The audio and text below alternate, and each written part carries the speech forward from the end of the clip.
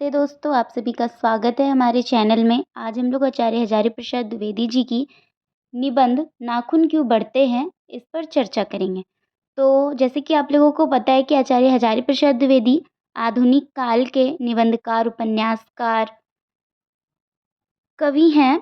इन्हें पद्म भूषण पुरस्कार भी प्राप्त हुआ है। इनकी मुख्य जो रचना है वो है सुर साहित्य, वान भट्ट, कबीर, अशोक के फूल, हिंदी साहित्य का आदिकाल और पृथ्वीराज, रासो आदि निबंध है इनकी।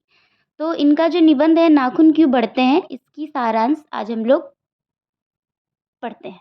ये हजारी प्रसाद द्विवेदी ने अपने साहित्य के माध्यम से भारतीय संस्कृति की मानवतावादी को अखंड बनाए रखने का सराहनीय प्रयास किया है।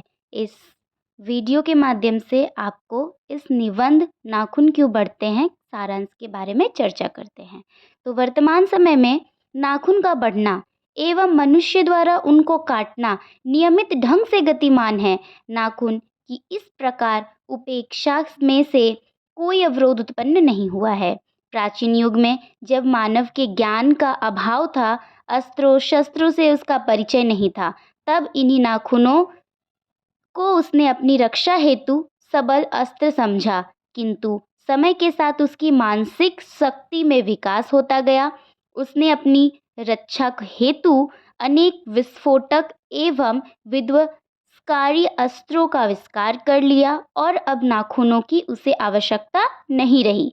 किंतु प्राकृतिक प्रदत्त यह अस्त्र आज भी अपने कर्तव्य को भूल नहीं सका।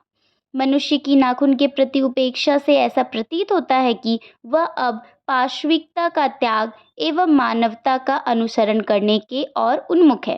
किंतु आधुनिक मानव के क्रूर कर्मों यथा हिरोशिमा का हत्याकांड से उपयुक्त कथन संदिग्ध प्रतीत होता है, क्योंकि यह पाशविकता की मानवता को चुनौती है। वात्स्यायन के कामसूत्र से ऐसा मालूम होता है कि नाखून को विभिन्न ढंग से काटने एवं संवारने का भी एक युग था। प्राणी विज्ञानियों के अनुसार नाखून के बढ़ने में सहज वृत्तियों का प्रभाव है।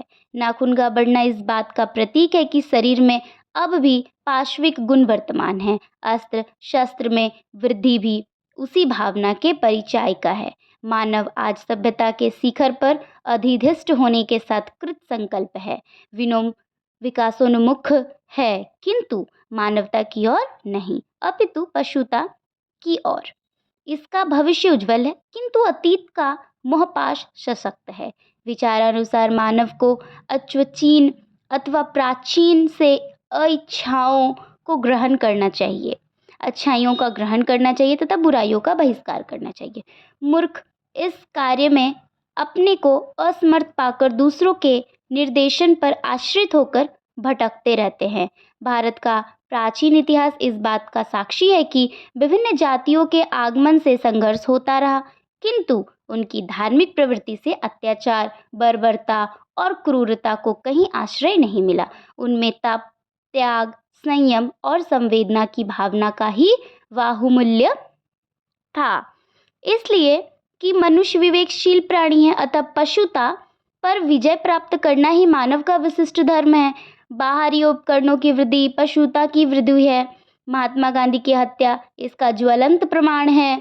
इसके सुख की प्राप्ति कदापि नहीं हो सकती। जिस प्रकार नाखून का बढ़ना पशुता का तथा उनका काटना मनुष्यता का प्रतीक है, ठीक उसी प्रकार अस्त्र शस्त्र की वृद्धि एवं उनकी रोक में पारस्परिक संबंध है। इससे सफलता का वर्णन किया जा सकता है, किंतु चरितार्थक की छाया भी स्पर्श नहीं की जा सकती है। अतः आज मानव का पुनीत कर्तव्य है कि वह हृदय परिवर्तन कर मानवीय गुणों को प्रचार एवं प्रसार के साथ जीवन की धारणा करे, क्योंकि मानवता का कल्याण इसी से सत्य एवं अहिंसा का मार्ग प्रशस्त हो सकेगा। निष्कर्षतः प्रकृति ने नाखून बढ़ाने का काम इसीलिए जारी रखा है कि मनुष्य को याद दिलाती रहे, तुम अब भी नख दंत वाले वही जीव हो जो पशुओं के साथ समान धरातल पर विचरता था।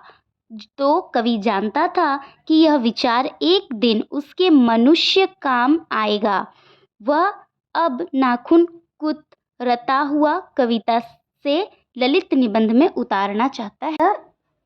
यह निबंध की भाषा खड़ी बोली है। वाक्य रचना शब्दावली महाभारत के श्लोक का उदाहरण अलंकार युक्त ललित्यपूर्ण भाषा में है। यह एक मनुष्य की जो नाखून बढ़ती है उन्हें पशुता की ओर ना बढ़ने दें, इसमें यह कहा गया है। Thanks for watching video, nice day. And आगे और जानकारी के लिए चैनल का सब्सक्राइब, लाइक, शेयर करें। धन्यवाद।